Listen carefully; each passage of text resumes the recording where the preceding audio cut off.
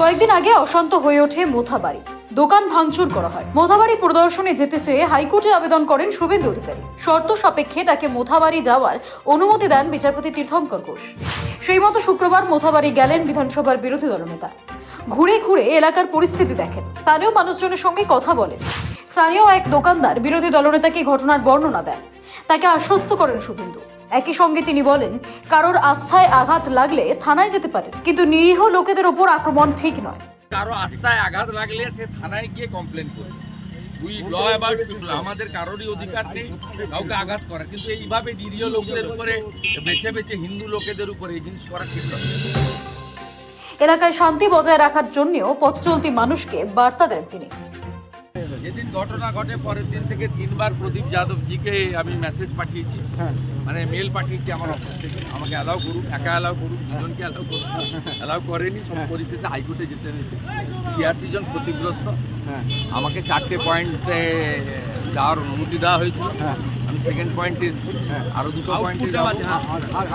এবং যাদের যা ক্ষতিগ্রস্ত হয়েছে আমরা আপাতত 50% তাদের হাতে তুলে দিচ্ছি, বাকিটাও আমরা দেখবো। সবচেয়ে বড় কথা হচ্ছে এখানে শান্তি, মানে এখানে দুষ্কৃতকারীরা গ্রেপ্তার হয়। এখানটা উল্টে 23 জন নিরীহ হিন্দুকে গ্রেপ্তার করা হয়েছে।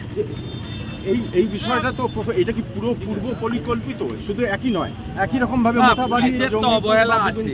এটা তো ফেসবুক লাইভ করে আগের দিন ঘোষণা করে মারপিট করে।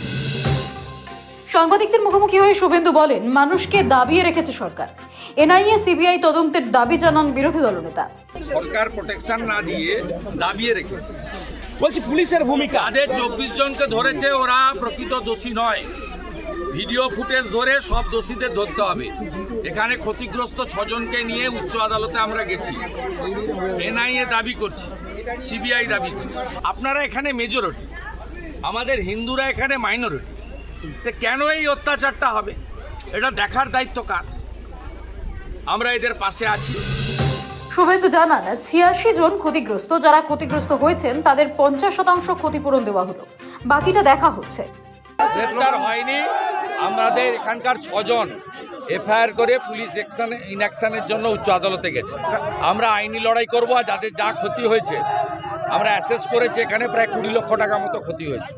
আমরা প্রায় 8-10 লক্ষ টাকা আজকে ক্ষতিপূরণ দিয়েছি প্রত্যেককে, 50% করে, বাকিটাও আমরা দেব। মোথাবাড়িতে দাঁড়িয়ে স্থানীয় তৃণমূল বিধায়ক তথা রাজ্যের মন্ত্রী সাবিনা ইয়াসমিনকেও আক্রমণ করেন বিরোধী দলনেতা। চিহ্নিত করা গেছে সাবিনা ইয়াসমিনের কি ওনার কথা বলবেন না, ওনার কথা বলবেন না। এখানে উনি 48,000 ভোটে হেরেছেন লোকসভা ভোটে। ওনার মূল উদ্দেশ্য হচ্ছে এইসব করে এখানে 66% মুসলিম ভোট আছে, কনসলিডেট করা।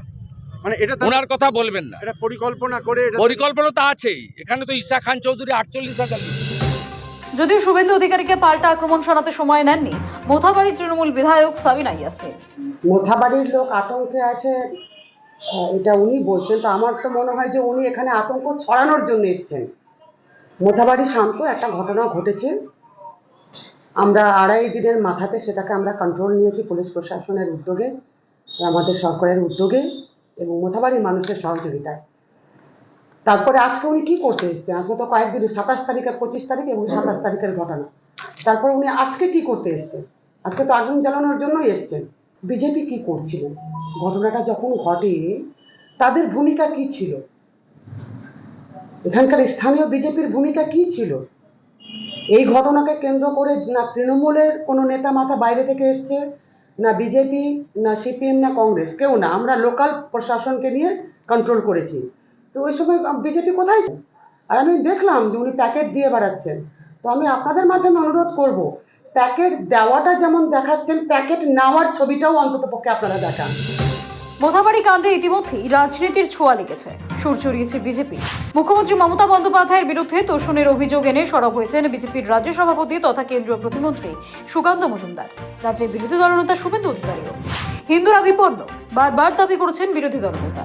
সেই প্রসঙ্গ তুলেই আক্রমণ শানাতে ছাড়েননি শাসক শিবিরও। মালদহ থেকে তনুজ জৈনের রিপোর্ট, সময়, কলকাতা।